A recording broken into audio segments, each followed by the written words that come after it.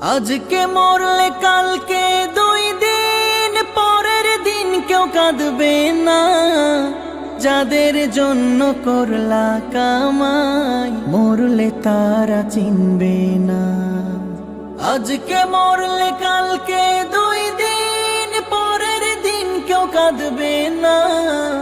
যাদের জন্য করলা কামাই মরলে তারা চিনবে না।